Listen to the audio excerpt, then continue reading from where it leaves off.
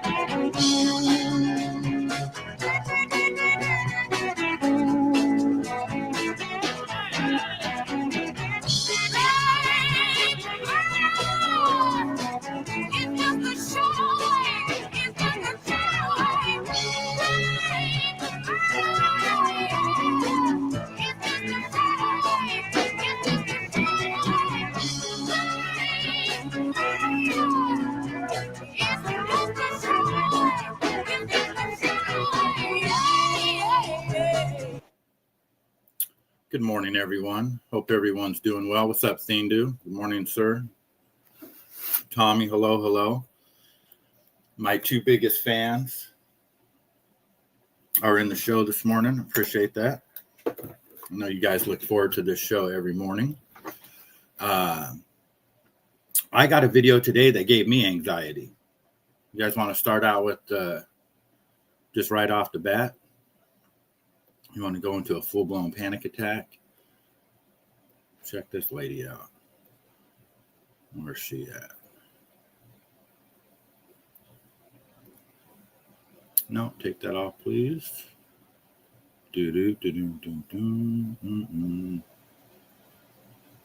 Not that one, not that one, not that one, not that one, not that one. Nope, nope. Well, yeah, that one's fucked up. Nope. Nope. Did I even bookmark it? Yeah, I did. There it is. All right. This is Thindu. If you've been looking, here she is. My name is Toxic Body Mod, and I'm the most toxic girl in the world. I know that for sure. I'm Sampan Tattoo, and we're here with Toxic. I'm having fun here. The convention is beautiful. What is the biggest change you made? My nose removal. Of course. Is it painful? Yes, it was, but I love it. A lot of people think that I want to look like an animal or like the devil or like an alien, but that's not what I want. Archive something with my body, what I have in mind and what I have envisioned. I'm going to go with the flow and I'm going to see where I'm ending up. Quickly, body modification, what is it and the difference with tattoos? Look at me. something completely different. Of course, it starts with like removals, or example, like fingers, of nose, of little parts of the ears, implants all over my face and in my neck, doing my eyes, tongue split. You have so many ways of modification your body. Going to the gym or going to the hairdresser is also a way of modification. But what I really like on other people is scarification, because in the end, and tattoo, you can cover up or laser it, and a scar always be there with scar tissue. Do people often stare at you, and how do you feel about it? People always stare, but in the end, I don't give a fuck anymore, because if I really give about it, this is not the really best idea to do it. Like, I am who I am. Take it or leave it. Have you ever had any problem with the authorities at borders to take plane or? All the time when I'm traveling, there's always trouble. And I don't know why, because especially at the airports, they think that I'm like drug trafficking. And the only thing I'm thinking is like, it will be so stupid if I'm like, hey, I'm here, I'm having drugs on me, you know? But that's the mind of the people. When I removed my nose, it was really necessary to take a new passport, because of course I didn't look like it anymore. Have you ever Sorry. Yeah. And the fun fact is, I still got all my body parts in little jars. Oh wow, that's crazy. Yeah. Thank you so much, Toxie. Thank you so much. Thank you for the interview. And thank you, Deville, for the convention. Yeah, thank Deville again for the interview, for the convention, and let's come the next year. Yeah. She took off she removed part of her nose. They're talking about taking off part of your fingers, part of your ears, slitting your lip or your tongue. Yeah, these people are just completely have lost their mind. But she is a real person. So anyway, I just wanted to share that video with you guys.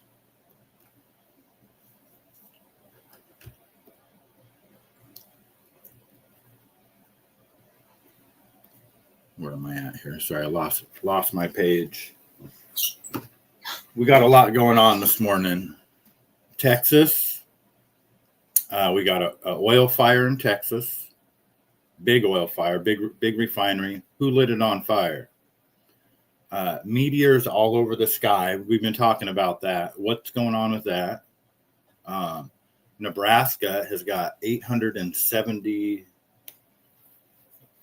basically 900,000 acres of land on fire. Almost 1 million acres of land in Alaska is on fire. Like important cow grazing land, and Alaska or Hawaii is flooding. Hawaii is, so there's 3 huge disasters going on right now in the United States. Is this just, coincidence, or is it by design? So, we're talking about, is this war? What is this war really? Is it an energy war? Are they forcing us to go electric? Is that why they're burning all the oil and going to rise the gas prices and just force us into electric cars and everything electric? It kind of seems that way, And now, not only do we have to worry about the oil over in the Middle East, now all of a sudden we have oil, huge oil refineries burning here as well. So, it's not by accident. We'll look at all of it. Charlie Kirk, one of his mentors, like his mentor, can't remember the guy's name, died in a pickleball accident mysteriously. Well, he died like 2 weeks later. I think he fell and hit his head playing pickleball and then mysteriously died. So that's weird.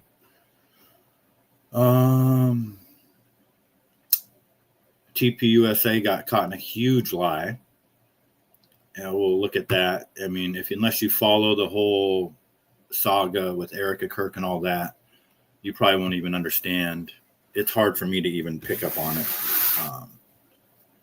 But it just shows that they're just lying. And I got a whole bunch of just little random videos, so we'll go through them. Kind of lost my train of thought. Look at Thindu with all these. It's funny. I tried to put someone put him in the bathroom, please. I ended up putting the comment, put him in the closet, but I tried to put him in the bathroom, please. And it says YouTube rejected your comment. This is usually means they think it's spam. Try changing it a bit. What? So I can't even put someone put him in the bathroom. I don't get it, but whatever. Sorry guys, I am just not with it this morning. A Michigan sheriff is upset because someone made a meme about him, a Jewish meme. I give you this by way of example. Some pond scum felt empowered and emboldened enough to put this picture of me up to try to threaten and intimidate me, which of course he didn't do because I signed up for this. And by the way, the person that did this said a bunch of terrible things, not just against me, but against a lot of groups and individuals, who, by the way, was arrested today in Wisconsin. My point is this, though. If this person is emboldened and empowered enough or feels safe enough to do this for me, what does he do to a kid? What does he do to a Jewish family walking down the street? And that's because of the normalization of this, watching this on television and saying, okay, I feel empowered enough that I can do this. Well, A, you can't.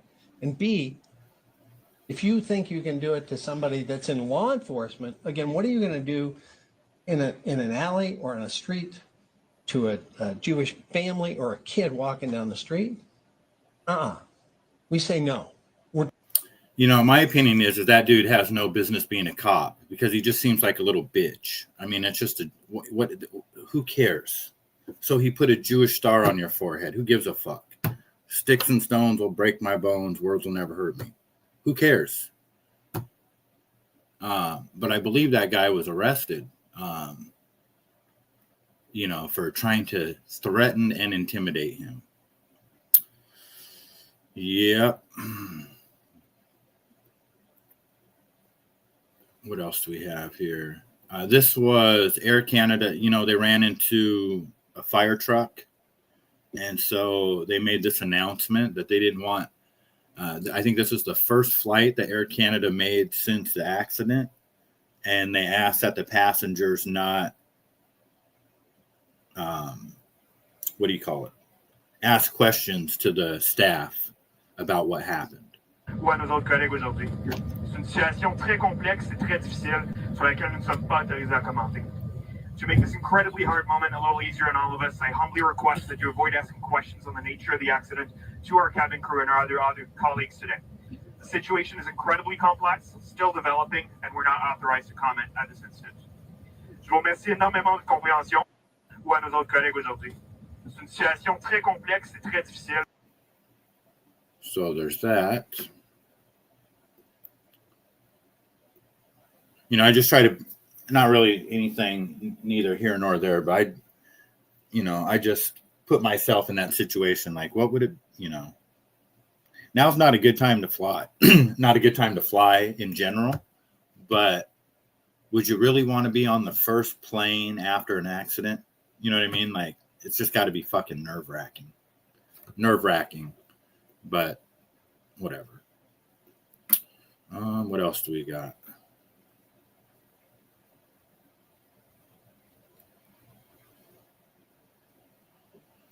I'll come back to that one. I think I'm going to play a little bit of Zeitgeist.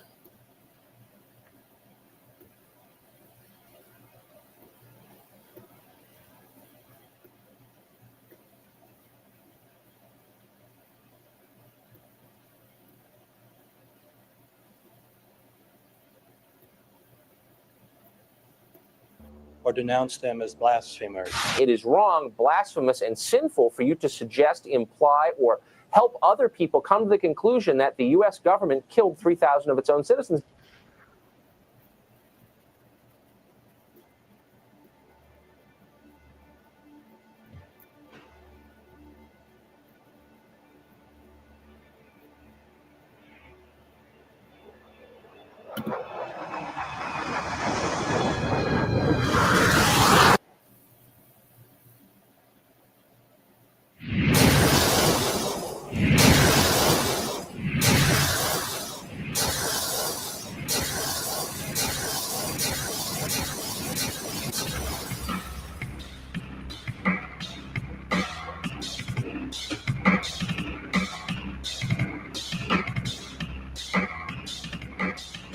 as if a demolition team set off when you see the old demolitions of these old buildings. It looks like one of those scenes of an old building being purposely dynamited and blown up. Anybody who's ever watched a building being demolished on purpose knows that if you're going to do this, you have to get at the under infrastructure of a building and bring it down. The way the structure is collapsing, this was the result of something that was planned. It's not accidental that the first tower just happened to collapse and then the second tower just happened to collapse in exactly the same way.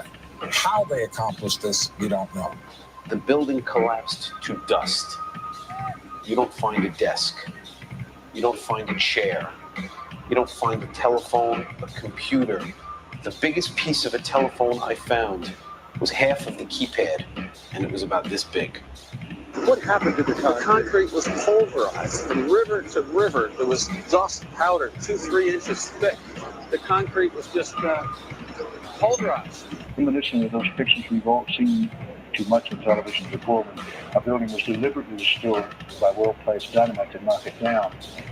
If they had detonated, planned to take down a building. Boom, boom, boom, boom, boom. I heard a second explosion. There was a heavy-duty explosion. Then there's some secondary explosions and then subsequent collapses. An explosion blew and it knocked everybody over. To me, it sounded like an explosion. It sounded like gunfire. Bang, bang, bang, bang, bang. And then all of a sudden, 3 big explosions. We heard a big explosion coming down. And then the entire top of the building just blew up. We saw some kind of explosion. By the force of the explosions. I'm just going to skip around this documentary a little bit. I watched a little bit. I've seen this a million times, but it's been years. But I just want to play some things that I found interesting. They cited as proof. But the man in this video has darker skin, fuller cheeks, and a broader nose than the Osama bin Laden of all other videos. We again seem to have planted evidence. In 1976, Osama's older brother Salim bin Laden hired a man in Texas by the name of Jim Bath to handle all the investments in the United States for the bin Laden family. Jim Bath also happens to be a personal, almost lifelong friend and former Air National Guard pilot with George W. Bush. Yep, and the reason why I played that is because right now we have that huge oil refinery on fire. I don't know anything about it. I just assume that somehow the Bushes are financially involved. You know, I know they're involved in oil in Texas. They're probably involved in that specific one that's on fire. And this is just business as usual. It's another 9/11, what we're experiencing right now with Texas, Nebraska, Hawaii, and who the fuck knows what else is going to happen. But this is just business as usual for these fucking scumbags. Going back, this is just going back to 9/11, but it goes way back before then. But when I just, I see that oil refinery is on fire that no one's talking about in Texas, and I ask myself, who's responsible for that? The connections between the Bushes and the bin Ladens become much more clear when George Herbert Walker Bush made trips to Saudi Arabia in 1998 and 2000 to meet with the bin Laden family on behalf of a company called the Carlyle Group.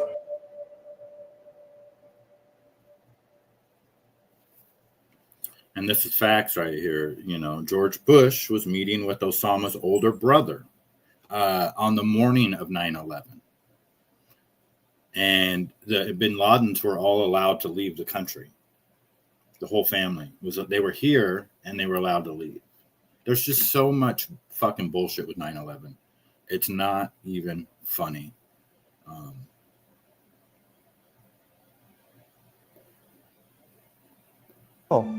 They say nothing. But wait a minute. This is important evidence. So where'd that come from? This means that floors shattered at an average rate of about 10. They're going to talk about, I'm just going to play, this is just one more piece that I'm going to play this and I'll move on. The reason, the official theory for the official explanation for why the towers came down was the pancake theory. One floor collapses on top of the next and they all just, come down on top of each other. But that does not explain the 47 steel columns that would still be standing. There's no way that the pancake theory explains those columns.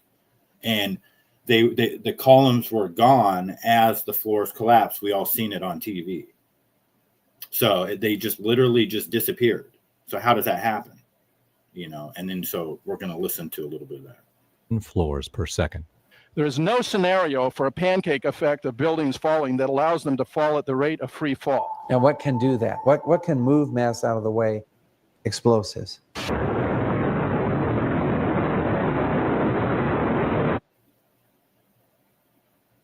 "47 huge steel columns going up the core. They're interconnected. How do you get them to fail simultaneously so the core disappears? It looks like those core columns were cut." The way we do this is by cutting the beam at an angle.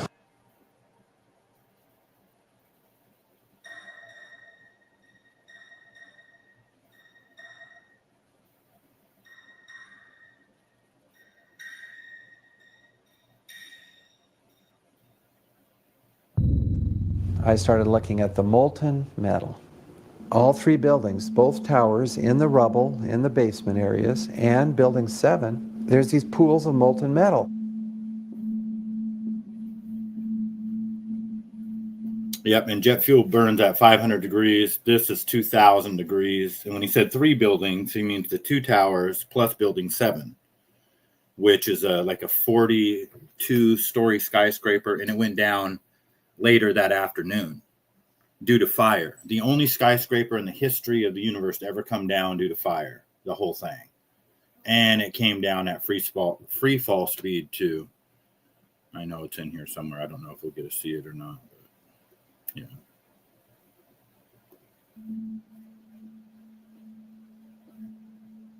This is it right here.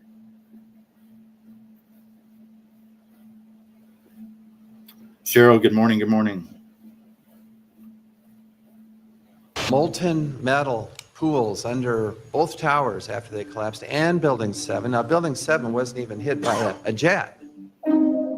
Part of the problem is that most people simply don't know much about Building 7 due to the extraordinary secrecy surrounding this collapse. And this was a 47-story skyscraper. This building fell at 5:25. It was not hit by a plane. This building had fires on only 2 or 3 floors. And it was brought down by what we know was a controlled demolition. Demolitions, they look just like that. You know, a kink in the middle, and then that building just comes straight down, almost at free fall speed. They first blow one of the central columns so the building falls in on itself. Building 7 had a classic crimp or wedge. Its central column was blown out first, so it didn't structurally damage buildings just a few feet away from it.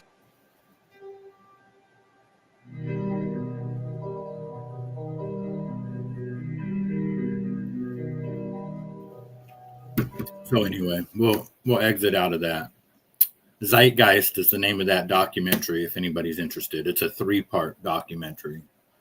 It discusses religion, the banking system, and then 9/11. Cheryl, good morning. Do you watch the Washington Gun Law channel? No, I do not. Never heard of it. I did not know there was one. I'll have to check it out. The tower went down like the Trojan nuclear plant and the kingdom. Yeah, it just it's definitely a controlled demolition. There's no other explanation. It's 100% that's what it was. Both towers and building 7. Those towers, it's just impossible. And if you watch Zeitgeist, the engineers that built those buildings will tell you that, because they're in that documentary, that they built them specifically to withstand multiple impacts from Boeing 747s. Like, that's part of the game plan when they built those skyscrapers, to make sure that if they were hit by a plane or 2 or 3, that the buildings wouldn't come down. Now, you could get definitely some major damage, but you're not going to get a total collapse like that. It's impossible, literally impossible. Even if like somehow it was able to burn hot enough to melt the columns, it still does not explain those columns disappear like that. they would still be standing way up into the sky, the columns, and they just disappeared at the same time that the floors came down. So it's just, they were, and we could just talk about this for days, but they know that they had people came in there. They had like, I don't know what it was, like an art team, an Israeli art team or something was in there. They were probably the ones or they were working on the elevator shaft. Somehow they got in there, they cut the columns and painted the columns with thermite, which is like a military grade. It just burns very hot and it can melt steel. You can take a ball of thermite and put it on the top of the hood of your car and it'll burn all the way through your engine block, all the way to the ground. That type of thing. And they came straight down instead of falling to one side. Exactly. And you're talking about, two separate buildings, two separate planes, different impacts at different times, different, just completely different scenarios. It's easy for our brains to think, it's the same thing, but it's not. But yet they collapse from top to bottom, both of them, exactly the same way. So it's hard for people to accept that, and a lot of people don't want to accept that. Not to mention that we've been gaslit for being conspiracy theorists about 9/11 for decades now, literally. It's nothing new, but it's this all of this has been out there for a long time, and to this day, still people don't know about Building 7. And there's also the Marriott Hotel, which is part of that whole thing. The World Trade Center is like a huge complex. There was a hotel nearby that got part of the steel column, just a section of it, impaled the hotel. So that's, and they made sure they didn't put that on the news. So how do you get just like one section of a steel column, fly away from the building and impale itself into another building? Right? None of it makes any sense. The weakness would have been on the side of the plane. Yep. Yeah, exactly. It would have leaned, a gradual fall, and it's impossible. Like they don't build those. We would be hearing about skyscrapers failing, if it was even possible for this shit to happen. You know what I mean? It just, they don't fail. They don't fail, And if we were to ever see a commercial plane crash into a building similar to that, we would, you know what I mean? It would be comical. Those planes really aren't made out of much. It'd probably just crunch on the side of the, on the side of the building. Like the wings would probably fall off. You know what I mean? The fuselage might go through there, but the wings would probably just like snap right off. Who knows? It's wild. But, and that was 25 years ago, 26 years ago, whenever it was. But, I'm playing it today because it's relevant. Because that's what they're doing to us right now, in my opinion. 9/11. All over again, just in a different way.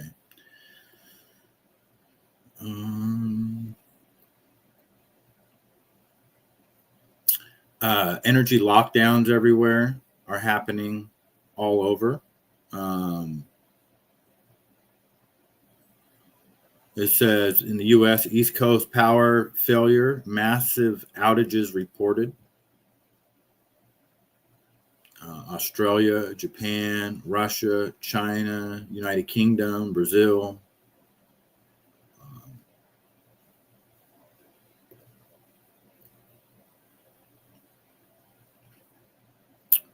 I'll come back to that one.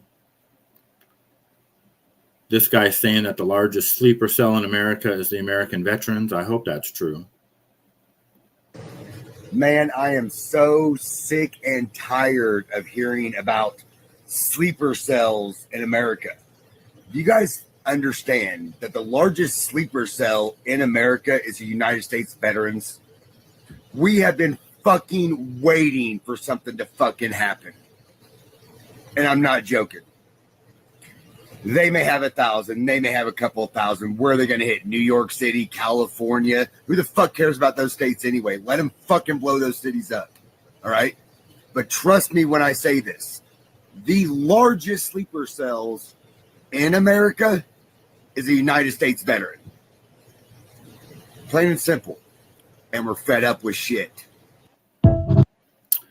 You know, I like his patriotic statement, but it's a very naive and ignorant statement because, you know, if they come after us, they're a veteran's, you know, survival skills and weapon, you know, knowledge of weapons is not going to do any good against pathogens and, you know, super viruses. He doesn't even know, you know, he has no idea what we're up against.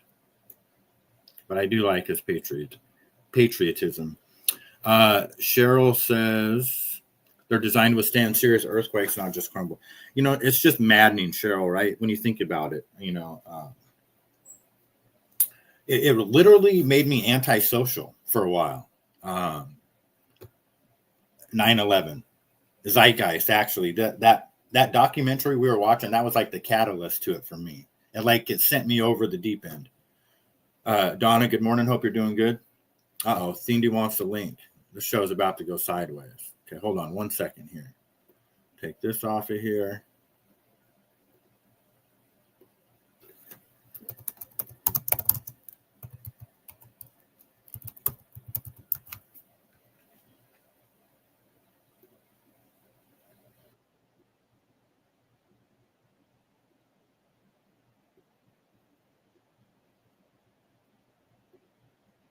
Dingo, I got to go use the bathroom real quick. The rest of my sandwich?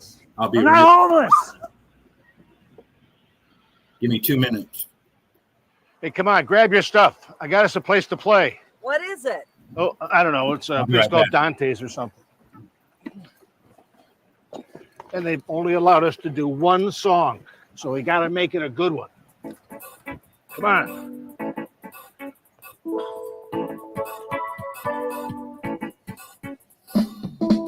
Taste the biscuit. Taste the goodness of the biscuit. Taste the honey sauce. Taste the goodness of the biscuit with the honey sauce. Don't get that honey sauce on me. I don't like the way it tastes with my chicken wings. Taste the biscuit.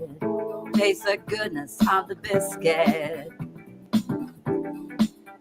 Taste the butter spread. Taste the goodness of the biscuit with the butter spread. To get your butter spread all on me. I don't like the way it mixes with my mac and cheese. Cause when you're at KFC, you got that special sauce to stir my curiosity. Just give me a 5-piece meal, oh what a deal. A big old box, it's all for me. You know I'll take coleslaw on the side. I could tell you wanted to try the potato wedges.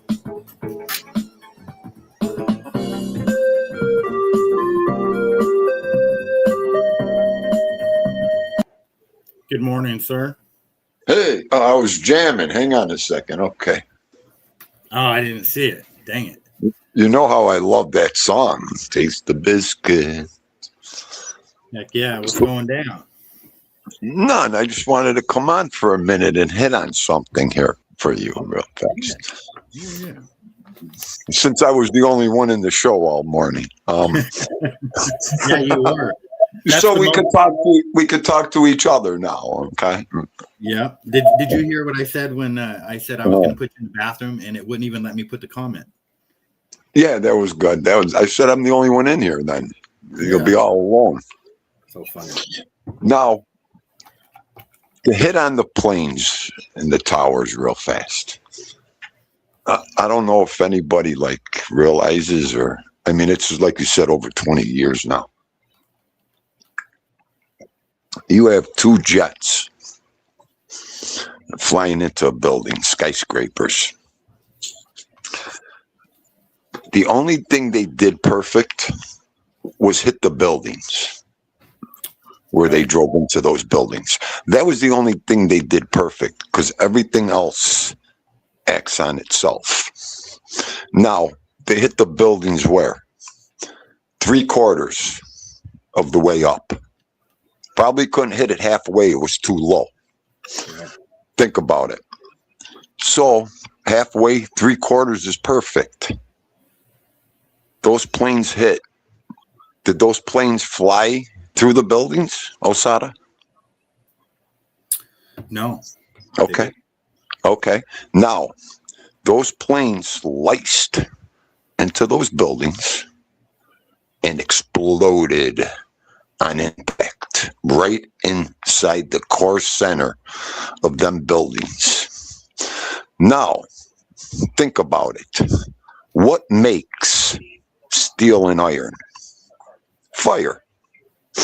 That's how they make it. That's how they form it. The whole 10.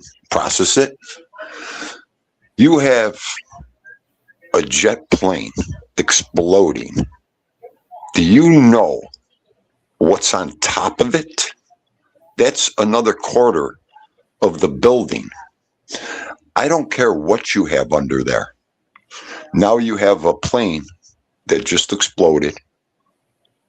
You just can't even imagine the degrees, the heat. None of us could, of that plane that morning. What do you think that's going to do? It's going to start disintegrating and melting immediately, everything underneath it. Now, throw into the solution how much weight is on top of that plane that it cut through. 1/4 of the building. You think that building was built for something to fall on it? No. Buildings ain't built for something to fall on top of them. Buildings are built for shock waves, earthquakes. Nature has, nature. I'm talking the weather. It's not meant for catastrophes. And that's what that was. We put up a building. We're not expecting, let's see. All the iron and steel is going to melt eventually. No, that don't happen. That don't happen. That morning, that was the morning from hell. That's what you have. And like I said, they hit them perfect. And that's what you're going to have. A domino effect coming down. Buildings ain't meant for that. So, people don't look at it that way. And I got 42 years of construction in it, and I know how I put up skyscrapers. So, well, okay. With that said, what about Building 7? Why did Building 7 come down? That one wasn't hit by a plane. It just had fires in the middle of it, and then it came down at 5 o'clock in the afternoon. Wait a minute. Both towers were hit by planes. Right, but no, there was 3 buildings that came down. There was a 2 towers. I'm just talking about the buildings that, listen to me. The third building was probably around everything. No, I mean, you got to think about that. I'm not too familiar with the third building. I'm only ranting on the first 2 that got hit by planes. So that's all I could tell you. Anything around it, sure, is going to get destroyed. Are you kidding me? Yeah, I don't know. It's still. I think a lot of people would. This is. I don't know. I don't know what to say about it. Okay, did you ever see them demolish a building? Mm-hmm. Okay, where do they put the explosives, Mossada? Pretty much in the columns, right, all up and down. They drill holes and put it. The iron and the steel and the pillars that hold the building up. That's where the explosives go. Mm-hmm. Okay. Do you think it takes a lot? No. They put them in 3-4 different sections of the building, the explosives. Okay. On all the key stress points. And that's all it takes. That's all it takes. Like I said again, these fixtures ain't meant for things coming down on them. We don't build them that way. So, I mean, the roof is to cover the sunlight, the rain, the weather, the birds, the animal. You know, the roof ain't there to cover anything coming down on it, like planes or boulders, or you know what I mean. Right. I mean, anything like that. So, you know, their theories, their logic, you know, the Hindu's logic and theory is what I seen that morning and on video. So, yeah, it's and that's crazy. my opinion. There's a lot of people, you know, it's like, and you know, and I totally respect their opinion. Everybody's got their opinion to it. And it's crazy because all these years later, it's still, if anything, it's still a debate, which is why. Absolutely. Yeah, it's still a debate. I'm not coming up here and giving you I'm coming up here and telling you what I seen and think. That's all. No, I know. But the reason why it's still a debate is because, like, just like with the Charlie Kirk thing, it's like we never get answers. JFK, we never get answers. Well, you know what, Mossada? You were talking about that yesterday or the day before about Kirk and his wife and how they became faint overnight, this and that and this. You know something, Goomba? If I came over there and slapped you upside the head with a Louisville Slugger, me and you would be the two famous person in the fucking country right now, okay? Oh my God. You always crack me up. Yesterday, I think you said something. I was rolling. You said, I would love to just grab him by the neck.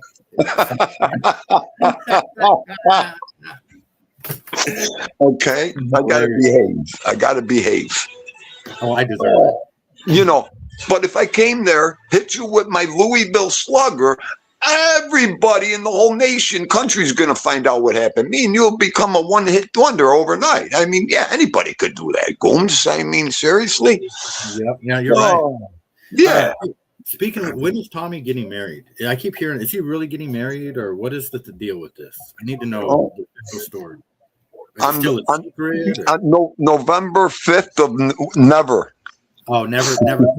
Never 30 on November, never. November 30th, never. That's what, okay?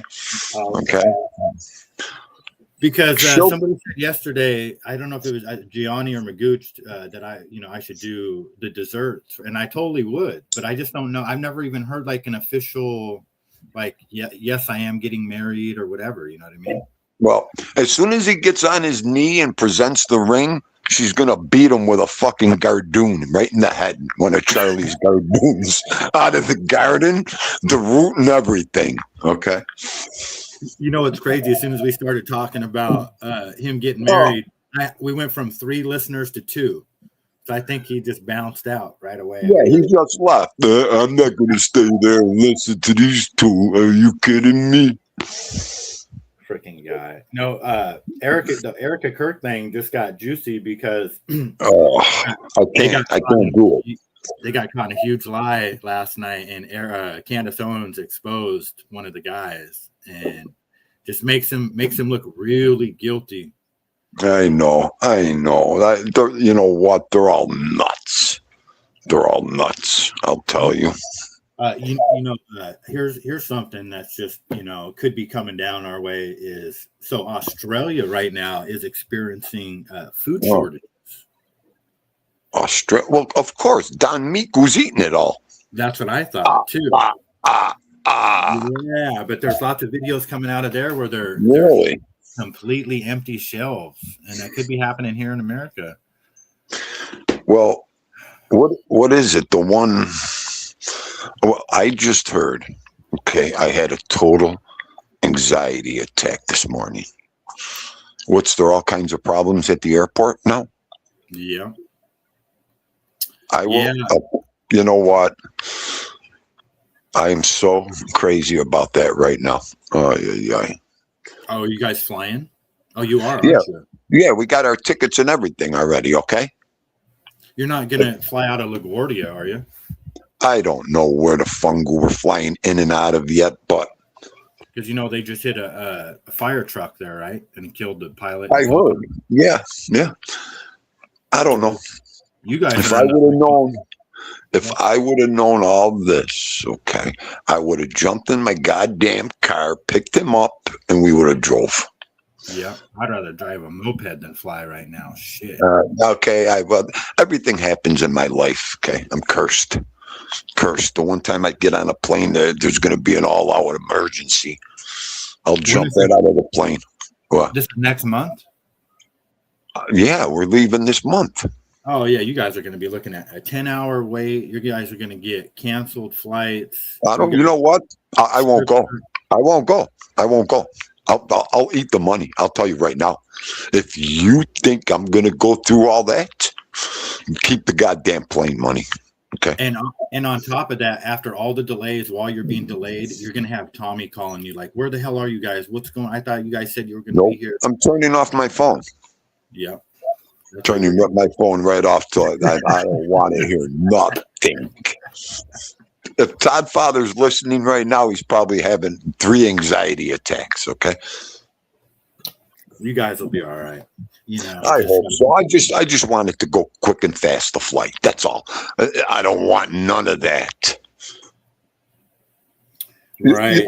Okay, I'll become famous overnight. Man at airport flips out. You'll see Todd Father getting arrested and everything with me. Okay. How far is it from where you're flying? You know the mileage? Well, basically, airplane it's an hour and 10 minutes. Driving it's 7 hours, 8 hours. Oh, that's a little far. Okay, so I mean, really. I mean, to travel there, take the plane. That's why we take the plane, so we could, have a full day and night and not waste driving. You're damned if you do, damned if you don't. Right. Try to do the right thing. I did 12 hours as longest I did anytime. We went from here to... We made it to Reno. We left at 4 a.m. here and got to Reno at 5 p.m. Wow. And then we went from Reno to Vegas, which is almost as far, believe it or not, as it is from here to Reno. So that was quite a drive. My back can't handle those long drives no more. I don't like flying here though. Monday, I'm pulling the psychopath move, okay? Monday is the wake. So it's out of town. Right. So the big thing here was, we're going to leave Vito. I'm like, you know what? I'm just going to get my nephew to come take care of it. I'm going to fly in the morning. I'm just going to get in the car. Bam. Go there. Do what I got to do. Bam. And drive all the way back. So Monday will be quite the driving day for me. What time you leaving? What time you think you'll be home? Oh, if I get the itch in my ass, I'll be out of here by 4:30, 5 o'clock in the morning. I'll get there. I'll eat breakfast. I'll do what I got to do. I'll wait, and then when everything's over, I'll get in the car and head right back home. So that's what I got to do. What am I going to do? Yeah, no, that's what I would do too. I like to leave early. I don't like be in traffic with everybody. I like to get early. I'll go eat breakfast. Same thing. Yup. I'll go eat and chill out. I'll go to sleep in the car if I have to. I don't care.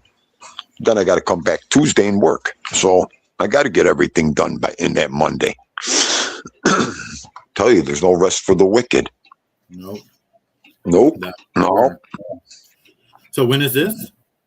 This is all Monday. Next Monday. Okay. Yeah, Monday. At least, I got this week to get into it and the weekend. Right on. Yeah, I got to get my butt in gear as far as work too. This last couple of weeks has been really crappy sales wise, and I'm not happy. Right. I heard you. Snap back into it. Well, it'll get better. Just keep plucking away at it. Yeah. That's all you can do. It's all you can do, it's just, that's all you can do. I'll be back. That's it. You know what? Afternoon. Kind of feels wonderful to go back to work tomorrow. You get out of the house, had a little time off, did everything, go back, get some nice fresh air, the whole 10.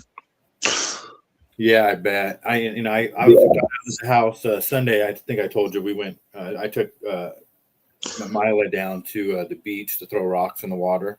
Right. And that was a lot of fun. It was super windy and cold down there, but she enjoyed it. We had a lot of fun. She kept wanting to go in the water, which she finally did manage to sneak her feet in the water somehow.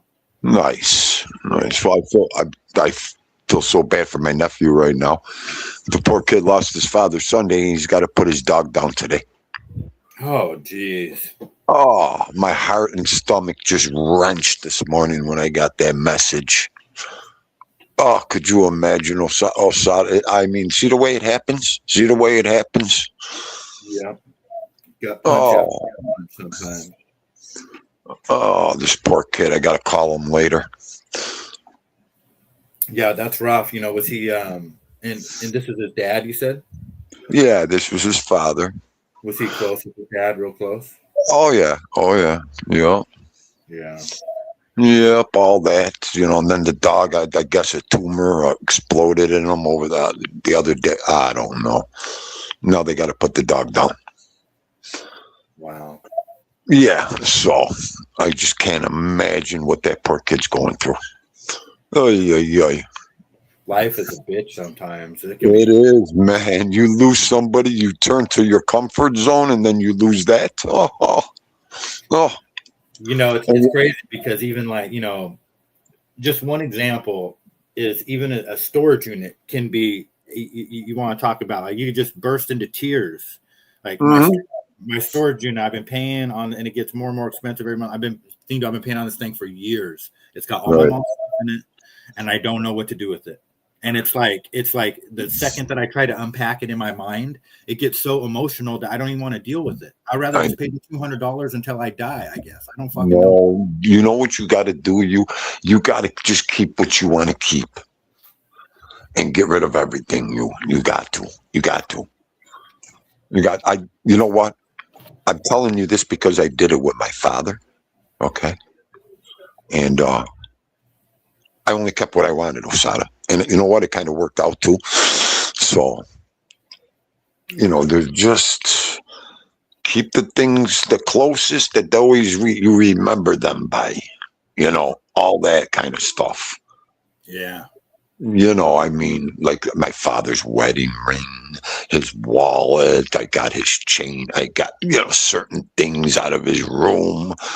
You keep that stuff, So I'm just dealing with his jackets. I got his jackets in my closet. Okay, my closet pole is falling to pieces, and the ties, neckties, the tie collection I have. Dean only wears a tie once every 10 years, 2 years. You know what I mean? My father wore a tie every day. You got to see the ties I have in my closet. His collection. I mean, I'm never going to wear these. Yeah. Yeah, that's the thing. And then we just, and probably no one will, right? I mean, Goodwill. Mossada, there's people that could use those beautiful ties. They're expensive and everything, So even the jackets, but those are things, over the time you get, you got, the biggest thing is making room, Mossada. How much stuff are we going to keep? That's the thing. It's like I got a handmade wooden bathtub, arcade machine, and 9 animatronics. That alone takes up half of the storage unit. Okay, I know. You're talking. I mean, it's just, and the thing is too, is like I've already. I mean, I got to do some spring clean around here. My business has just shrunk me. I'm taking up every last nook and cranny. I could use that storage unit for my business stuff. Right. Yeah. I mean, it's just like I said. Like we were talking with I'm still working. I got my retirement plans in August. Am I going to keep? Everything's crazy. Right. Everything's crazy. Let me keep working. Let me make the money. Let me do this. Let me retire. Get it done. Do it. You're like a seesaw. Your mind's like a seesaw. Good morning. So, well, go ahead. Go finish your show. I got to run to the store, do a couple things, and stop by later. Okay, yeah, I will for sure. Thanks I'll for coming. probably be going live. You got it, Goomba. It was fun. Thanks. Yep, we'll talk to you soon. All right, bye. All right, bye. All right, there goes Steen, dude. That was a good talk. Patty, good morning. Hope you're doing well. And yeah, just talking life, you know. Opinions about 9/11 mean nothing when it comes to just talking about real life. So, but we'll get back to the videos. We've been talking about 9/11 this morning, and that's basically about it. Because I feel like we're under more false flags right now. The news isn't really reporting on it, but we have hold on. Let me go to my YouTube. Let's get out a taste of biscuit. Go to history.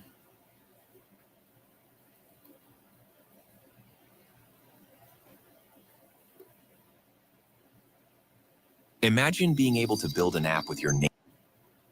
We'll skip that. Complete AI. An explosion was reported at the Valero refinery in Port Arthur, Texas. Reports suggest that a large explosion had taken place, sending a plume of black smoke into the sky. The Valero refinery in Port Arthur is one of largest in the United States, which is capable of processing 360,000 barrels of oils per day. You can see visuals of the explosion where thick black smoke was going up as the... So we have one of the largest oil refineries in the country on fire.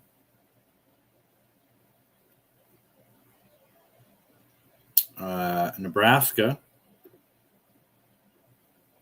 It's just miles and miles and miles of black. Owen Johnson says he rushed home Thursday to find smoke and ash closing in on his horse ranch in Brady, Nebraska. I had 27 horses here at the house.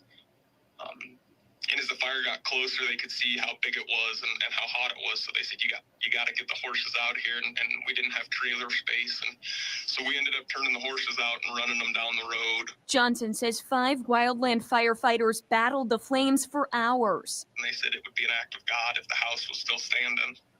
And it was about an hour after that they'd let me come back in and the house was still here. The guys from Colorado foamed it and they stayed till the bitter end and they saved my house. His house and his horses, now the only things left on his property.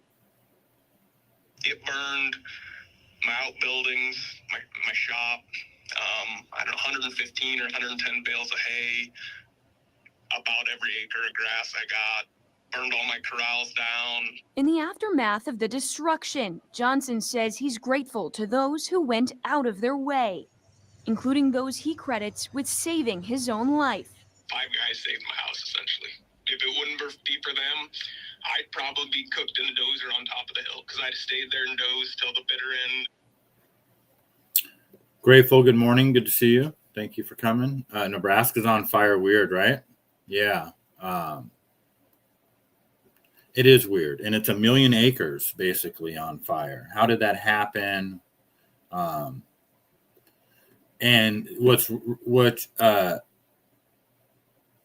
no, this is what's going on right now.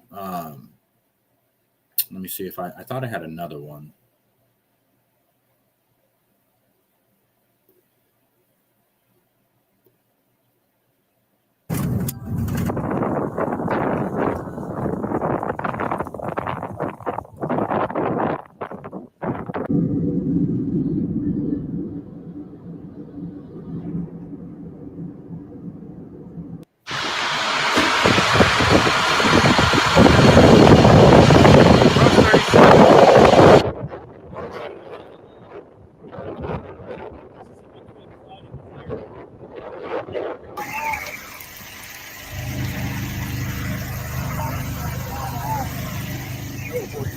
"65 miles in 6 hours." That is how fast a wall of fire moved across western Nebraska on a single Thursday afternoon, outrunning every truck, every tractor, and every firefighter trying to stand in its path. And buried inside this disaster is a detail so infuriating, so deeply troubling, that once you hear it, you will not be able to stop thinking about it. Because one of these fires was not an accident of nature. One of these fires was deliberately set by the very government agency responsible for protecting the land it destroyed. But we will get to that. First, you need to understand the scale of what has happened, because this... So we could do a huge deep dive on that.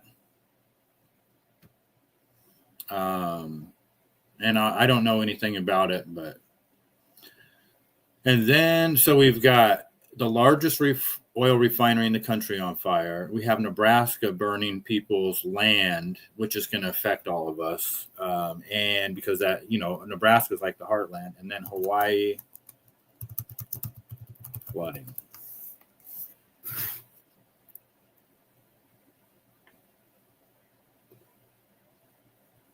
Hawaii just experienced its worst flooding in more than 20 years, and the dam holding back 3 billion gallons of water above the flooded towns nearly failed overnight.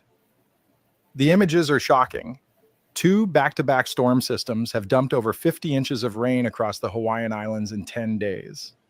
On Oahu's North Shore, floodwaters ripped homes off their foundations, swallowed cars to their rooftops, and cut off every road in or out.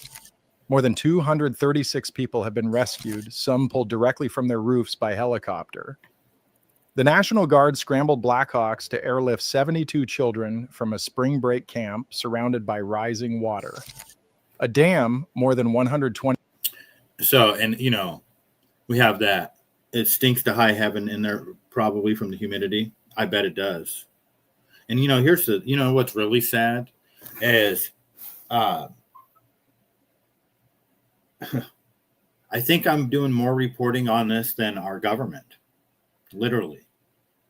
They're not reporting on any of this. They're not, they're more worried about their war. They're not, and remember when Trump was getting elected, wasn't there flooding like in North Carolina and was it Texas or wherever? And he was like, oh, Biden didn't do nothing. And he's, what I mean? It's the same shit. But I really feel that these are not by accident. And there's, there was also Patagonia on fire. And that, that's been Patagonia fires. That's down there in Argentina.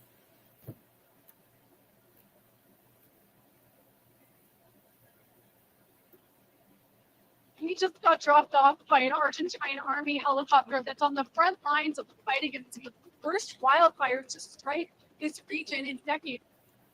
We're in Argentina's Patagonia. It's one of the most beautiful, scenic, protected. And so the theory is, and remember we had the Maui fires a while back, and Joe Biden even said that if you had a blue roof, somehow your house didn't get burnt down. So the theory is basically, long story short, that they're Jewish space lasers that are causing this. And they're high tech because they can burn your car to liquid metal, but yet the oranges on the trees survive, which is wild. Like they could literally burn you out of your house, burn your house down, burn you out of your house. But they want to keep the orange trees intact because so when they move in, they still have greenery. And that's really what, a lot of people think this is. Israel is not going to become, is no longer going to be a country because it's going to get destroyed by Iran. And everybody knows this. And so those sneaky, shifty little Zionist Jews are lighting people, they're burning people out of their homes. They do it in Palestine, and now they're doing it here in America. They've been doing it. The Palisades, all of it. They're land grabs. And you already know, and I was telling my mom this. My mom died in 2017. I was telling my mom, this is how long I've been doing conspiracy theories and been on calling their fucking bullshit a long time ago. In here in Washington State, they would have fires. And I told my mom, I said, as soon as they give the name, that fire a name, give it it's the something Canyon Creek fire, the complex something fire. I said, you already know they started that fire themselves. Like, that's a land grab. Remember the Bundy Ranch, the Bureau of Land Management? That was another land grab. They're all just designed to just steal land from people.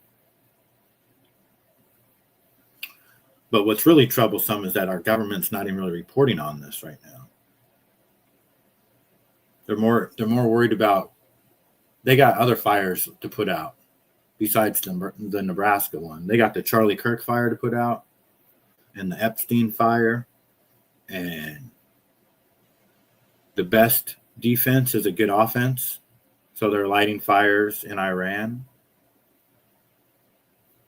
to try to distract us. And I don't know. Colorado is looking at some serious wildfire dangers this year. Where I live, this is going to be one of the driest years we've had. Oof. Yeah, you know who to look out for. If you start seeing certain types of people at the grocery stores, Grateful, you better be careful over there. It's wild. Yeah, prayers to everybody. I mean, it's not a good time. I mean, let's be honest. It's not a good time. We can choose to be happy and focus on being good, and being good people and all that. And that's what we're going to continue to do. But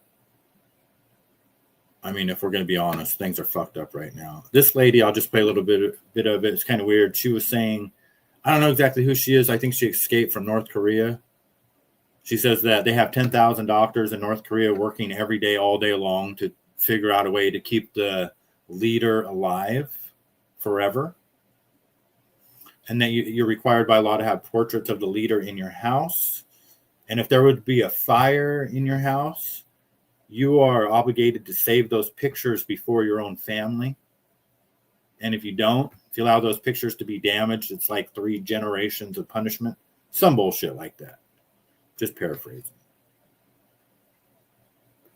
And it's hard to find even any one single rat to eat in the spring. So there's more than 10,000 doctors dedicated in North Korea to find a way to make Kims live forever. So in this study, they need a lot of inmates. Oh my So gosh. they take them and play with their organs and see what helps to make the dictator live forever. He wants to live forever. Yeah. So that's the big experiment. Yeah, it's called like 만수무강 연구소. It's like the eternal life research institute. They have like 10,000 doctors. Just all day long, they are studying that how they can make the dictator live forever. Every front page of North Korean paper has a Kim's portraits. I saw even if you fold a paper and you fold the photo of you cannot put other things on top of it either. You need to pretend this photo is the actual their leader, right? And every home in North Korea we have the portraits of dictators. If the fire caught in the house, the father's first thing they have to protect is the portraits, not their children, not their wife. Because if the portrait gets damaged, then the 3 generation is going to be punished in that family. So yeah, it must be lovely to live in North Korea. Is that a reason to go bomb them and send our troops over there to die? Because they get punished for letting their, leaders you know what I mean? Is that going to be the next war? Venezuela, Mexico. Remember Mexico? There was a little skirmish in Mexico, right? They got the drug cartel leader. We were going to go down to Mexico. That's still got to be on the table. So Venezuela, Mexico, Iran. They're talking about Cuba. Cuba is experiencing blackouts, and I don't know exactly what this, but apparently we're going to Cuba. There's talk of Greenland. They've been talking about Greenland. So, I mean, I guess that's what we're doing for the next few years. It's just regime changes, and I don't know. The energy lockdown has started, this says. East Coast power failure, massive outages reported. UK, France, Brazil, Australia, India. I have some pictures of Australia.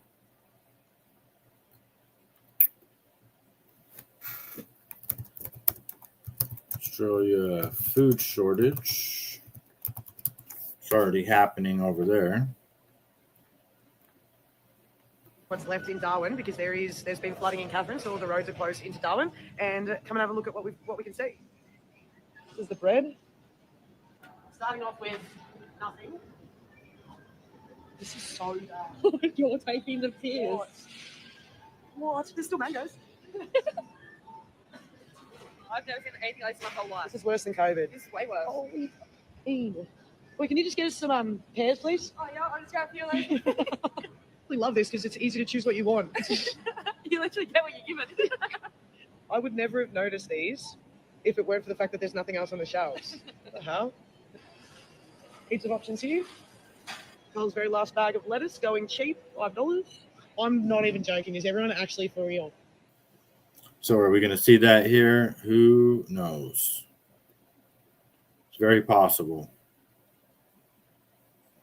that it's all the same video. There's more. I think I have another one on here. TPUSA was caught lying. This is like this is huge because, first of all, Joe Kent is being attacked, the counterterrorism guy, because he said that he was blocked from investigating a foreign asset being involved in Charlie Kirk's assassination. So why is that? Why are we blocking a counterterrorism guy who just wants to investigate to see if a foreign country killed Charlie Kirk? Why are we blocking that? And the big lie, though, is that Andrew Kolvet, he had said that he was flying on a plane and collapsed into Erica Kirk's arms when he got off the plane. That she was there waiting for him on the tarmac, and that she waited an hour for him before they went to the hospital together, or something like that. And come to find out, I don't know exactly what she exposed, but basically, long story short, they think that Andrew Kolvet was on Charlie Kirk's plane, not his plane, because the timelines don't add up. So why would he be flying on Charlie Kirk's plane? You know, and not only that, this also uncovered the fact that because he had Nick Shirley on the podcast, I think the day before, and now they've proven that that Charlie had him do the podcast, and that he actually didn't do the podcast, that he pre-recorded it on the day that Charlie Kirk was assassinated. I don't know the whole story, but we'll listen to a little bit of this. But there's something bigger, actually something that is explosive, it's massive, and it may even involve those pesky little Egyptian planes that were following Turning Point faith events for years. And this most definitely will require a response from Turning Point USA. So let me at first jog your memory about the infamous tarmac hug that lives inside of us all. I had told you all that I spoke to Andrew Kolvet on September 10th and the immediate days thereafter, and he specifically told me something that became problematic down the line. It wasn't problematic when he told me, it became problematic down the line. He told me that he was on a massive plane all by himself. I was under the impression it was a G5 or a G6, and he was, after Charlie got shot, racing to Provo alone on this plane with no one to speak to, with anxiety building inside of him. Finally, they land in Provo. The plane doors open, and the first person he sees is Erica Kirk. Suddenly, all that built up anxiety releases when he meets her on the tarmac and boo-hoo cries in her arms. The exact word he used was collapsed. He collapsed into Erica's arms. And when he told me this, painted a picture in my mind and thought about it of like, wow, could you imagine being on a plane all by yourself, massive plane, you got this G5 to yourself, and you got no one to talk to, and then suddenly you see someone and and it's the first time you really acknowledge that Charlie's dead, right? On that conversation, I am 10,000% certain, okay? I was also put immediately under the impression that it was Charlie's plane. So I was then surprised when Andrew's story down the line seemed to shift to me, and it became that he was with his wife flying from Santa Barbara. Wife? No, that just can't be right. I said this instantly. I was locked in emotionally due to the adrenaline of everything that was going on those days. Andrew told me his wife asked if he wanted her to then fly to Utah, and he told her, of course. Okay. A conversation that I registered as his wife having flown separate and later from him. In fact, I was so convinced that I did not miss on this, that I heard Andrew and understood him correctly, that they had flown separately, that it was among the highest priority items for me when I had the opportunity to sit down with Erica Kirk and Justin Strife. I had very few questions, and one of them was pertaining to the planes. I asked them who flew on each plane on that day, and more specifically, I said, did Andrew fly with his wife? Did not tell them about the tarmac hug. I kept that card close because I was going to be able to determine whether or not they were lying to me about who flew on which planes if I just didn't tell them that I knew about this tarmac hug, right? Justin Strife told me that he booked the planes. He said, I booked the planes. I'm paraphrasing here. He was like, and Andrew's wife was supposed to be on the plane, but I don't know if she got on it. Let me double check, he said. I'll get back to you and I'll double check. And he jotted. I'm going to pause it right there for a second. It's thank God we have Candace, because I don't think we would ever have a chance in hell of figuring any of this stuff out without her. You know, she is on this, because it's still even hard for me to follow what she's talking about sometimes. But and I'll keep playing a little bit more of it. There was a girl, Aubrey, that she talks about in this video that basically Andrew was unavailable because he was flying. They made this girl, Aubrey, tell the rest of TPUSA, all the employees, that Charlie Kirk was dead via an email. And they didn't even know if it was real or not. And everybody's trying to get a hold of Andrew Kolvet, and nobody can get a hold of him. And then they end up firing that girl because they accused her of having a conversation with an Uber driver or something like that. It's crazy. I'm going to go grab some more coffee real quick, and I'll just play a little bit more of this, and then I'll stop it when I get back. Jotted down as something to get back to me. And he did eventually get back to me. He says, later, the next day or so, he texts me, says, she was on the plane.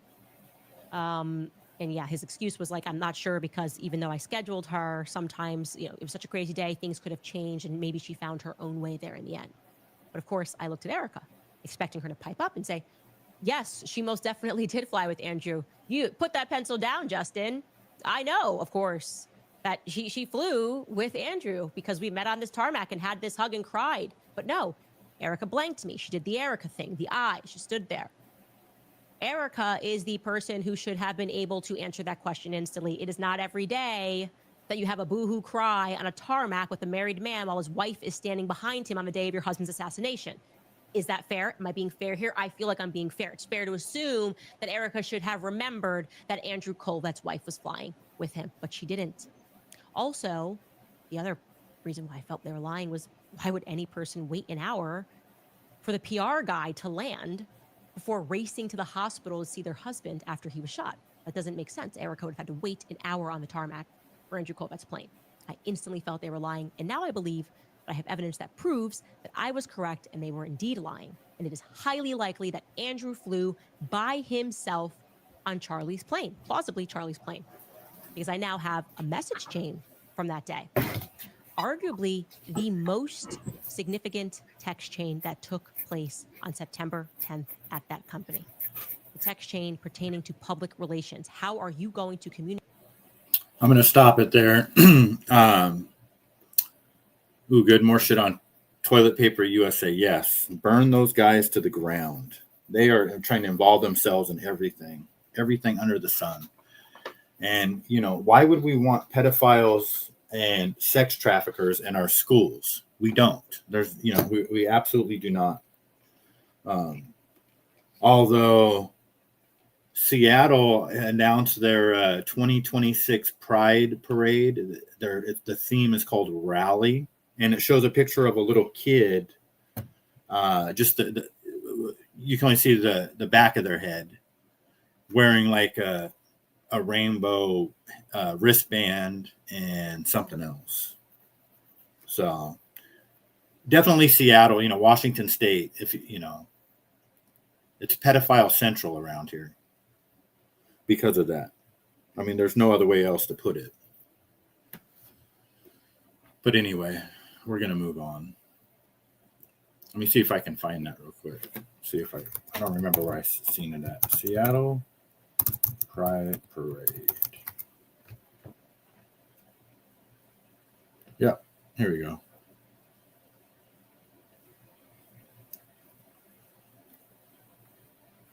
Can I get rid of that? I don't know why that wants to stay there, but you can kind of see it there. Let me see if I can get this bigger. There we go. This is their official picture for the Seattle. Why did it go smaller?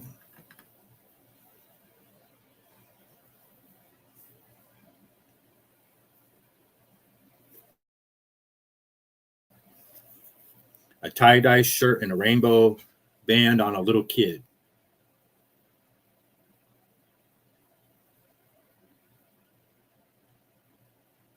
Look at this creepy fat fuck up here with the ponytail and the blue shirt. You know he's a pedophile. You 100% know he's a pedophile. I mean, how many... Just get me off this fucking page already. I'm about to go off already on go sideways, even looking at that picture. It's just unbelievable. Seattle. Let's see here. What else do we got? So Charlie Kirk's mentor, Jeff Webb, dies 2 weeks after a pickleball accident. What? So this is a guy that Charlie Kirk looked up to, his mentor, and he just mysteriously dies 2 weeks after he falls at a pickleball accident.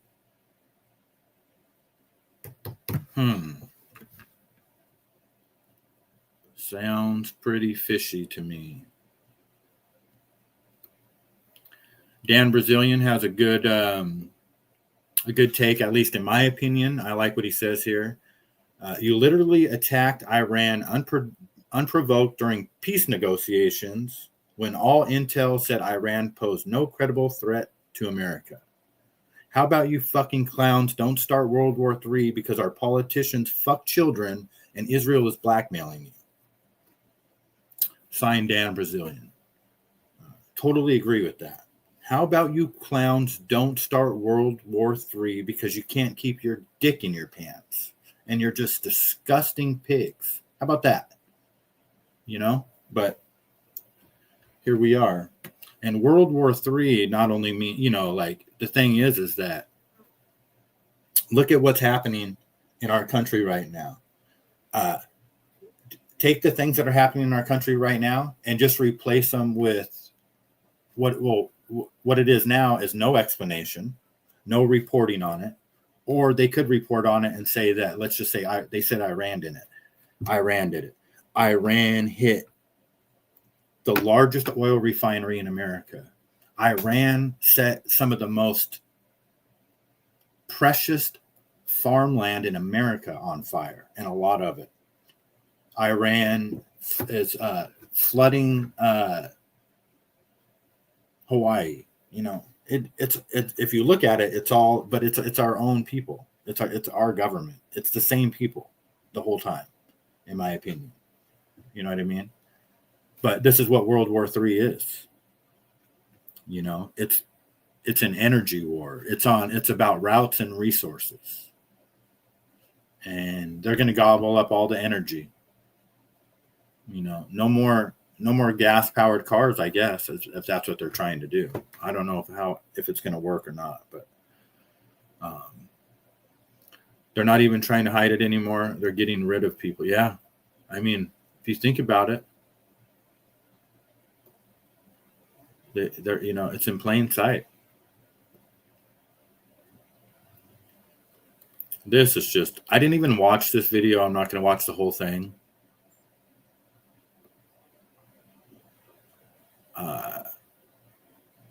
This says trigger warning. Child care worker admits attraction to children. These psychos are trying to normalize pedo behavior by trying to humanize non-offending attraction. So let's just listen to this lady talk about how she is 5'17". Okay, so I'll skip around 1 sec. For people, it will. It will. Okay. All right.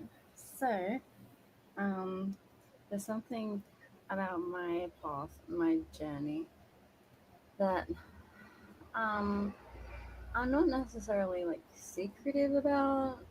Everyone in my life knows about it because I'm compulsively honest and open, and yeah.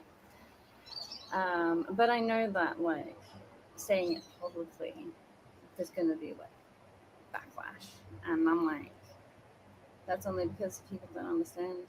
And I'm like, well, I can explain from my perspective, and some people are gonna get it and some people are not.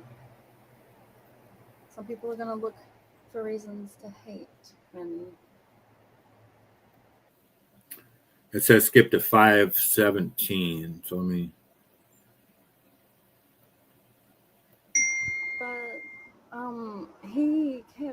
But he kept saying that he loved me, and I got huge butterflies. I got huge butterflies when I saw him, and I kind of I wasn't coping at all with the fact that I was having these feelings. It was fucking with my head so much. I was like, what the fuck? What the fuck? What the fuck? What does this mean? What does this mean about me? What is this? What's gonna happen? Like, what do you mean? Yeah. So because I was not coping with that, And she's talking about a 4 or 5-year-old boy right there that she's getting butterflies over. I mean, at least, I don't want to say I give her credit for talking about this, but this is a valuable information for every parent. And I think every parent should listen to people like her talk. I mean, I've never heard anybody like her say this, because you would never, me personally, I would never suspect somebody that looks like her to be attracted to little kids like that. You know what I mean? Fucking wild, man. Wood chipper feet first, yes. Non-offender or not. If you're talking, I mean,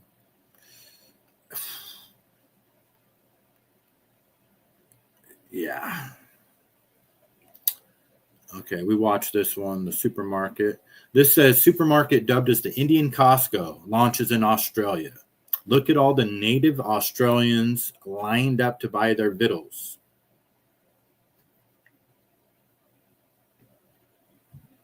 And this is what America is going to become.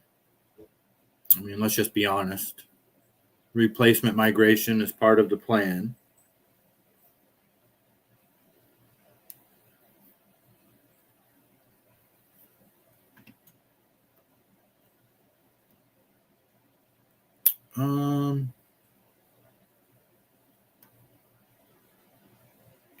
So a couple months before the 2024 election, I went over to Australia and I was working on a documentary on child trafficking. So I was interviewing some like really high level people connected to the government. They could basically pick up a phone call and call like the prime minister or the president or whatever their version, like really high level players within the government. And one of the things that I was very shocked on was how they all resented Trump. Like how all of the elite in Australia were basically mocking Trump, saying he was going to destroy the global economy, he was going to collapse this, he's going to collapse that. We were all right. I didn't know it at the time, but it like rubbed me the wrong way. I was like, what are these guys talking about? Trump's going to fucking save America. He's going to save the world. Well, this is what's happening in Australia right now. So this is the grocery store status. So when I tell everybody that like Trump can like beat his chest and rah, rah, rah, MAGA this, we're the greatest, we're the best. But the rest of the world is really starting to despise America and despise Trump. And now this is what their grocery stores look like. Now, big picture, do you think anybody thinks that like Iran's really the bad guy? Like you can see they can't even convince Americans that Iran's the bad guy, let alone the rest of the world. So the rest of the world's seeing this. Putin's making plays. She's making plays. And it seems like America's getting sold down the river. But yet, how do you think the entire world's going to respond as if this Iranian war continues and the escalation continues and their grocery stores look like this? It's not just going to be the American people that are trying to convince these other countries to kick America out and kick their military bases out. It's going to be every country around the world. Simultaneously, I think you're seeing the global power dynamic shift. BRICS, Trump thought he was going to stop BRICS. All Trump did was just accelerate BRICS. When we come out of this, the dollar is no longer going to be the global reserve currency. It's no longer going to be the petrodollar. The petro yen is what it will be. So I want to know what you guys think. Drop some comments below. This is the status of the Australian supermarkets right now. And I have a feeling like this is just the start. Let me know what you guys think. We out. So Sienna and I have just come to Coles to literally get popcorn. And look, there's nothing. Look at the shelves here in Darwin. What the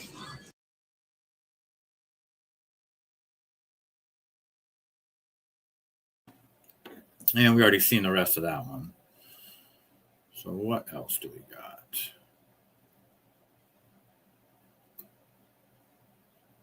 I think we watched this one already, but I don't think we watched this guy talk about it, but he's talking about the Nebraska fires. So a near million-acre fire has been burning through Nebraska, if you didn't know, literally the size of fucking Rhode Island, and I've been noticing zero media coverage on it. Every camera, every reporter, every headline is pointed at the Middle East. Fire is approaching 1 million acres, one of the largest in U.S. history, and I just want you to think about this when considering this fire being in Nebraska, okay? Before we get to that, I just want you to think about this. Massive wildfires in Nebraska are threatening to slow efforts to rebuild the U.S. cattle herd as key grazing land in one of the nation's top beef producing states has been destroyed. Fires fueled by high winds have burned roughly 775,000 acres of pasture, removing a critical feed source for tens of thousands of cattle, according to state officials. Loss of grassland is expected to delay herd expansion plans, even as producers have been encouraged by historically strong cattle prices. See where I'm going here? Now think about this. Nebraska just so happens to sit on top of the Ogallala Aquifer. It just so happens to be the largest underground water source in America. Ogallala supplies 30% of all irrigation water used in U.S. agriculture. Think about this. While oil prices go up, fertilizer costs skyrocket. If shipping is interrupted,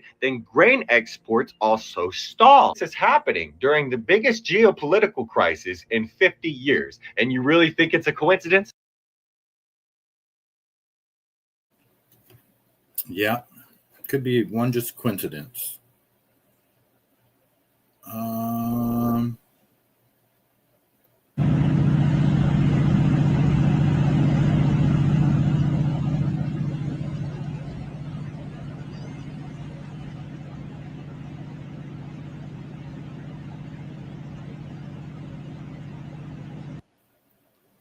That's the port whatever it is in Texas.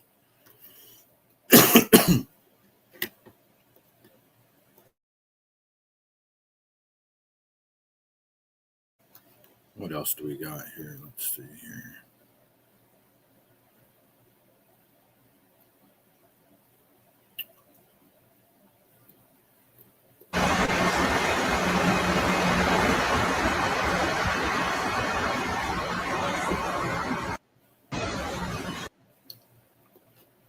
More of the fire in Texas.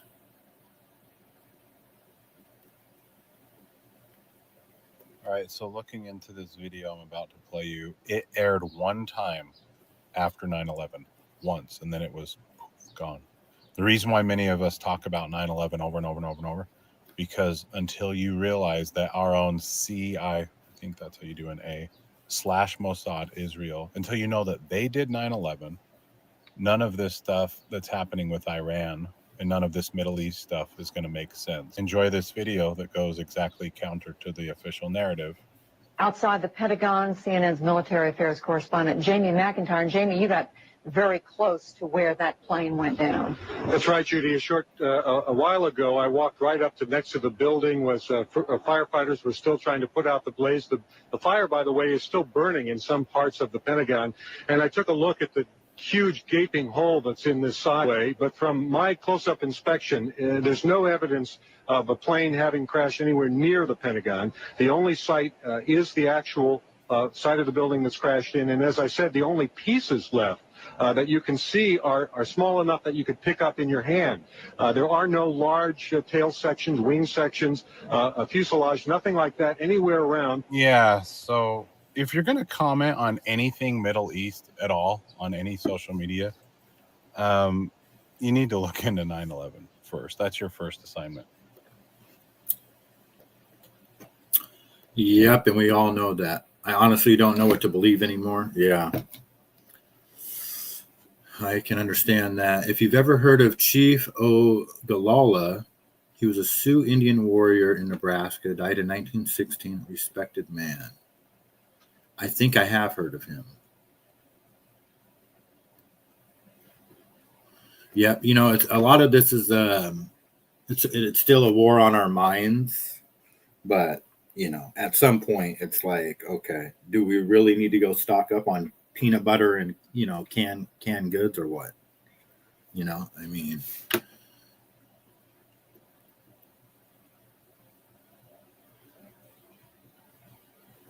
these guys, you know, are doing more speaking for Israel or more speaking for Charlie Kirk on the Charlie Kirk show. What a fucking these people.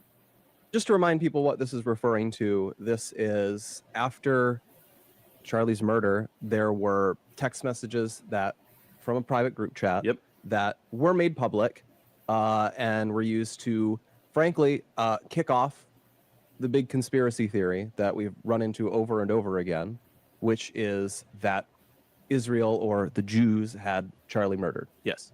So, which we do not believe. But we have been accused of trying to, or we're not interested in the truth. The actual fact of the matter is that behind the scenes, we have given everything we know to give, every single piece of information. This was one of them.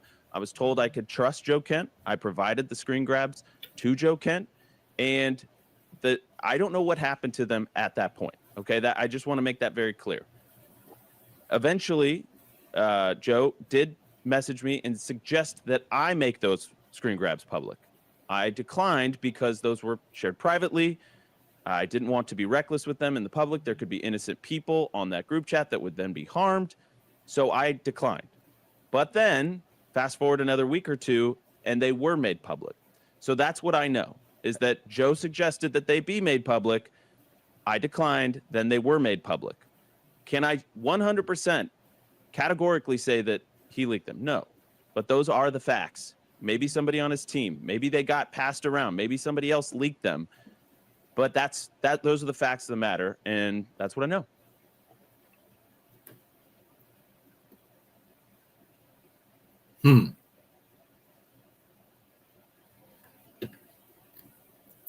Yeah, it's just so weird that these people we never heard of before now all of a sudden are talking to the counterterrorism experts and they've known Trump all along. And just to remind people what this is referring let's see here. I remember saying a few weeks ago that I thought that, you know, 90% of Americans didn't know who the Ayatollah was. What college you guys go to? UTC. FAU. Sacred Heart University. Ohio State. Spring break 2026. What is the game plan? Drinking, blackout with my rack out. If my mom is watching, I'm sorry.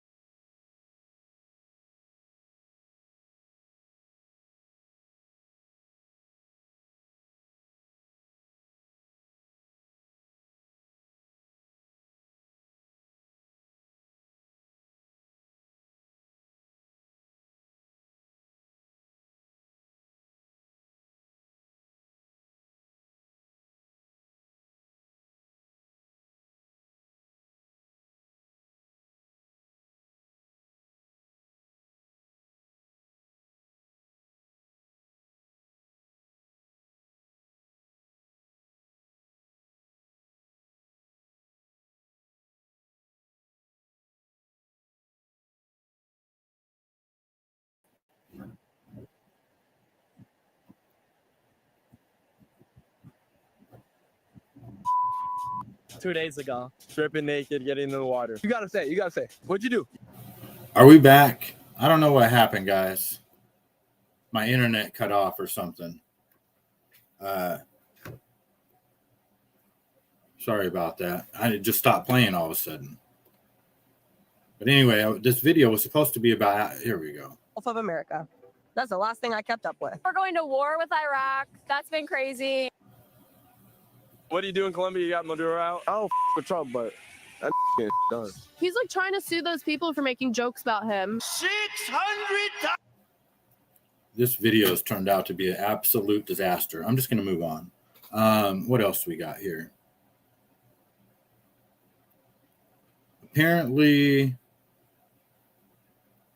does this talk about it? Oh, leave. I don't know why y'all saying this. It says a Saudi X account reportedly posted a specific threat targeting the Motiva refinery in Port Arthur, Texas, just 1 hour before the explosion at the nearby Valero facility in the same city.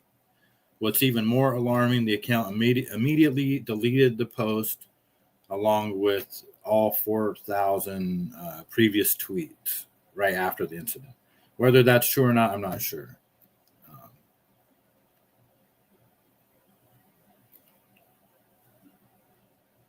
We played this one earlier, that freak show.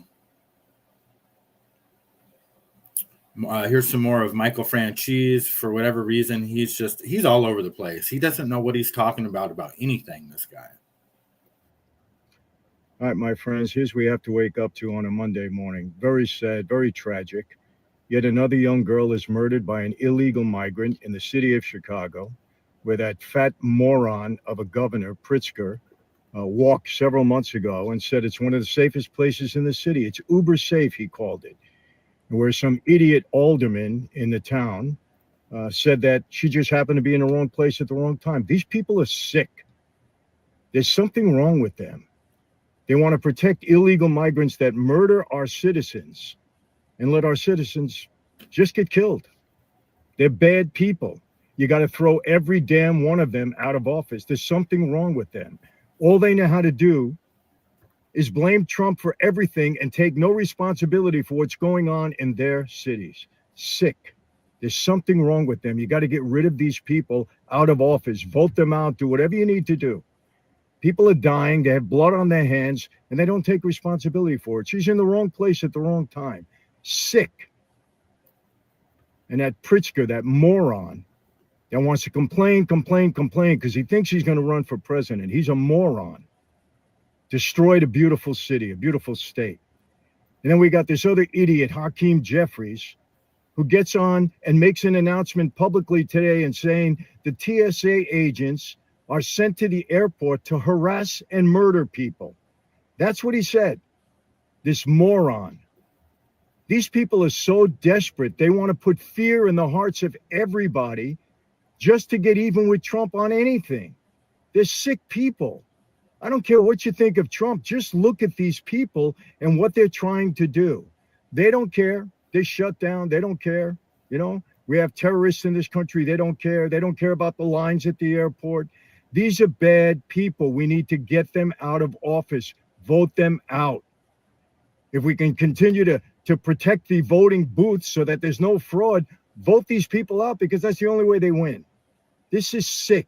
These people need to be held accountable. People, enough is enough. People are dying because they're morons and idiots.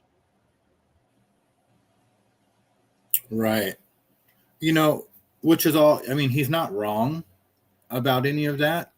But, I said this yesterday. Then why the hell did he attack Candace Owens? You know, it's like,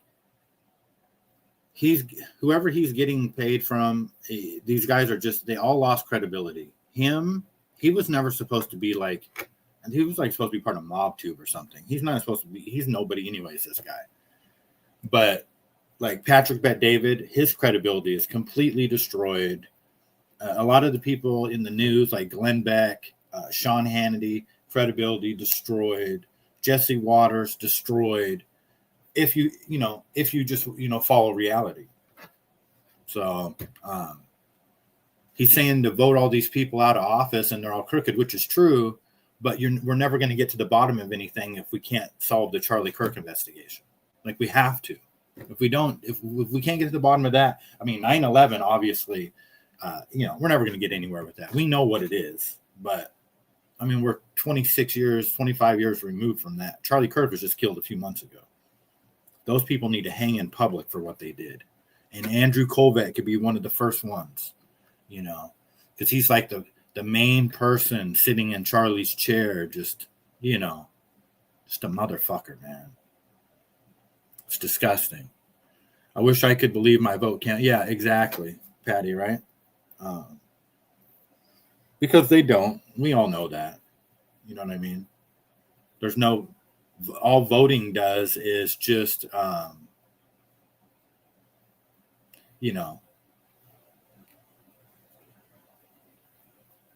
keeps them, everything just stays the way it's going to stay the same.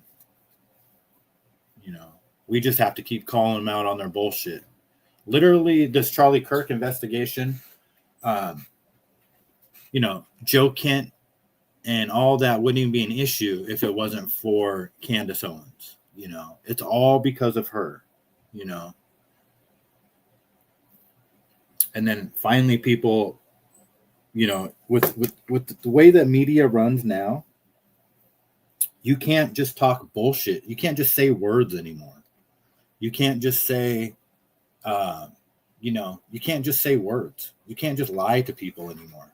We're going to push back every time. So, but they still have power to light states on fire and burn the country's largest oil refineries and flood people out of their homes. And, they still have power to do all of that. They control the weather. But at least, we can push back a little bit.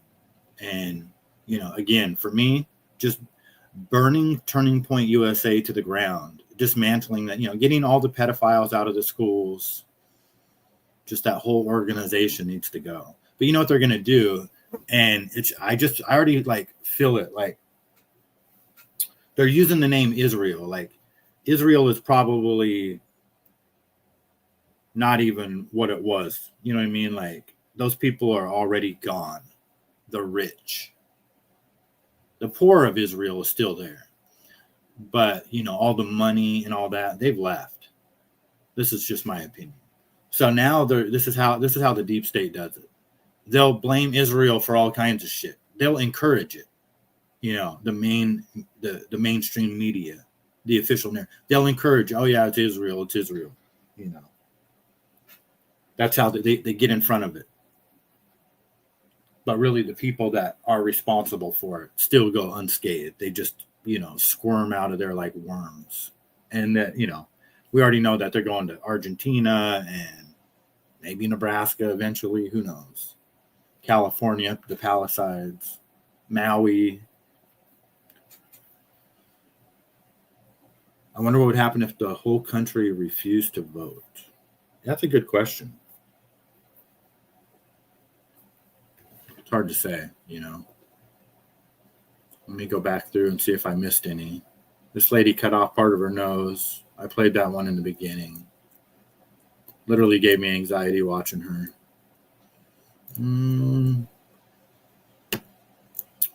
Yeah, I didn't have a lot of videos today.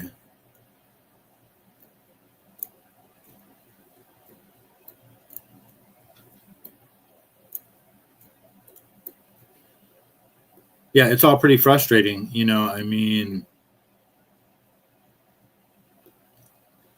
Let me just see what the newest twerkers, dental implants, Joe Rogan and Elon, just stupid shit.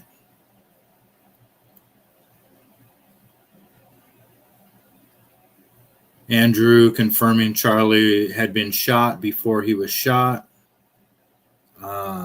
It's a real possibility.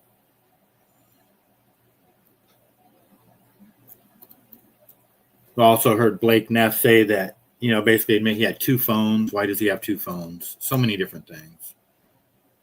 But yeah, that's about it for all the videos, guys. We don't know what's what. We don't know, but we do know. You know what I mean? Like,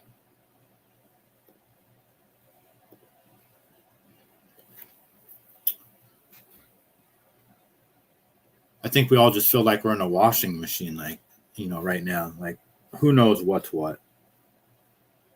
Just probably not a good idea to get too involved with all the, you know, all the nonsense right now, and just, you know, worry about ourselves. But it's just, it is worrisome though, because, you know, are we going to experience the rolling blackouts? More than likely, forced blackouts. Yeah, I don't know. We'll have to wait and see. But yeah, until tomorrow, we'll leave it at that. Patty, thank you for being here. Donna, and Grateful, and Thindu for coming up. And Cheryl was here earlier. I think Tommy stopped by. So everyone have a great morning, and we'll talk to you later. Have a good one.